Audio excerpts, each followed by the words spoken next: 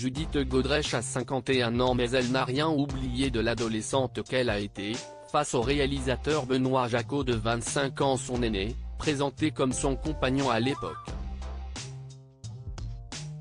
Lui réfute les accusations de viol sur mineur. Le Monde a enquêté et fait un terrible récit de leur relation. Judith Godrèche a irradié les écrans dès les années 1980 avec des films comme La Désenchantée ou La fille de 15 ans. Derrière ces œuvres marquantes du cinéma d'auteur français se cache une autre histoire, le vécu de l'actrice alors adolescente.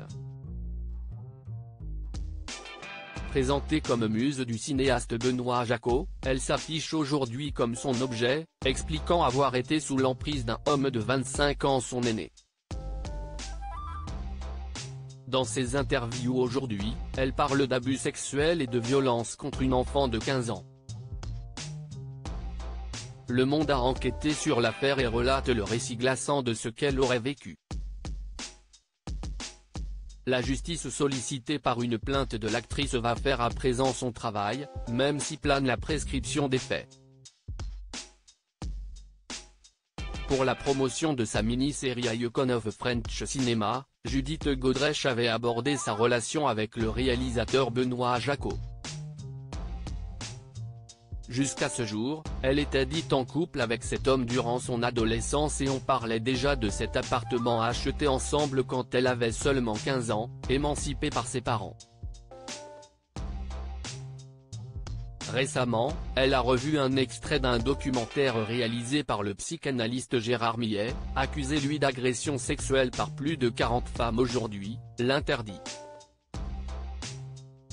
Il a interrogé Benoît Jacquot qui fait un état effarant de son cinéma, décrit comme un trafic illicite de mineurs. Judith Godrèche faisait donc partie de ces jeunes comédiennes qu'il aurait consommé.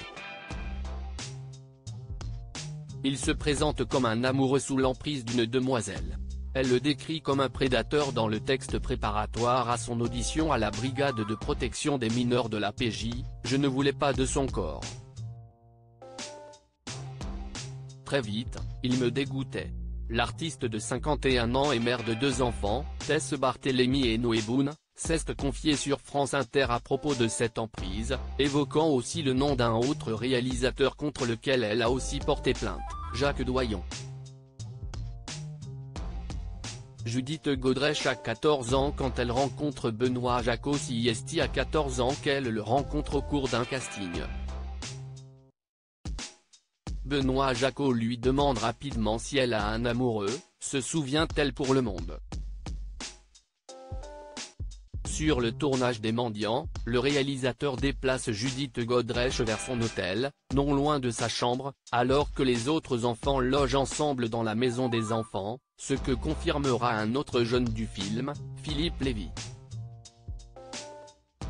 L'ado Judith sera témoin d'une dispute violente avec Dominique Sanda, compagne de Benoît Jacquot à l'époque, qu'elle aurait vu se faire traîner par les cheveux en direction de leur chambre. Après ce film, il aurait continué à la voir, allant la chercher au collège, elle est en 3e, pour partager une séance de cinéma. Ou pas. Dans le noir de la salle de cinéma où ils sont assis côte à côte, Benoît Jacquot prend ma main et la pose sur son sexe, relate l'actrice. Il l'informe qu'il est pervers. À 14 ans, on n'a aucune idée de ce que ça veut dire, pervers, écrit Le Monde. En vacances au ski, à Courchevel chez lui comme le suggère Benoît Jacquot, Judith Godrèche voit ce qui est annoncé comme une soirée pyjama avec le fils de sa compagne de l'époque, Dominique Sanda, se transformer radicalement. Je me souviens d'un grand lit, je suis entre Yann et Benoît.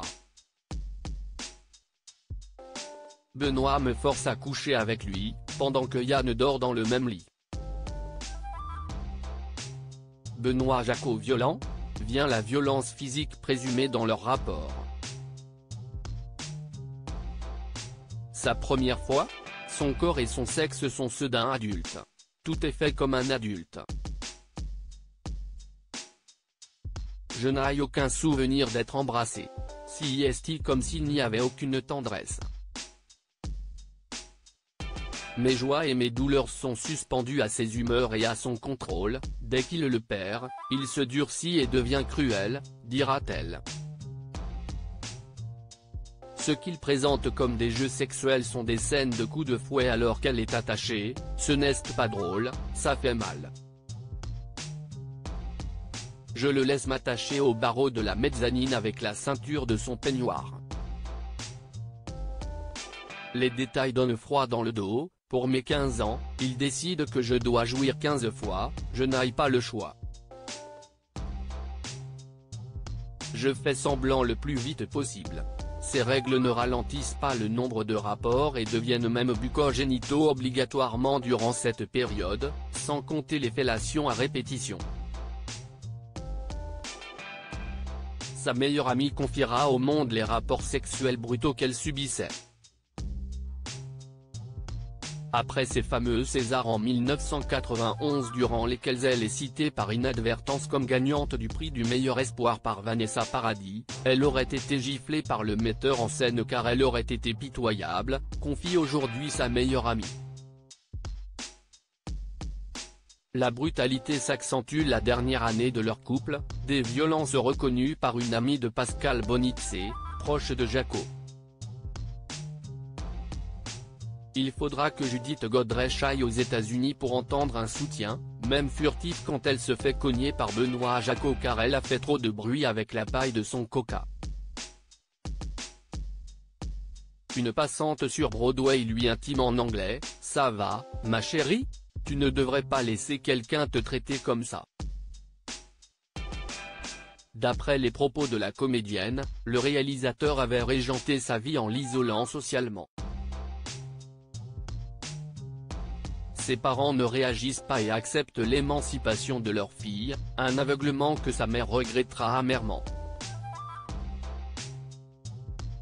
On apprend qu'à ce moment, elle ne prend pas la pilule car le réalisateur le lui aurait interdit. Face aux propos de Judith Godrèche, Benoît Jacot nie les allégations et accusations de Judith Godrèche. Il affirme que leur première relation sexuelle a eu lieu après qu'elle a eu 15 ans, l'âge de la majorité sexuelle à l'époque, et non avant comme l'affirme la comédienne, écrit Le Monde qui l'a contacté. Concernant son goût pour la violence, le cinéaste l'assume, très partie prenante d'une bande qui sévissait, et qui avait un rapport aux filles extrêmement clanique, violent, ségrégatif, hostile. Il y avait dans les années 1960 ce phénomène des tournantes, soit des viols collectifs, dans les bandes, qui était presque comme un rituel. Personnellement, je n'y participais pas, car j'en étais incapable, mais j'y étais très lié. Cependant, il dément toute forme de violence envers Judith Godrèche qu'il dit avoir été consentante. Elle le quittera pour de bon en 1992. Benoît Jacot reste présumé innocent des accusations à son encontre jusqu'à la clôture définitive du dossier par la justice.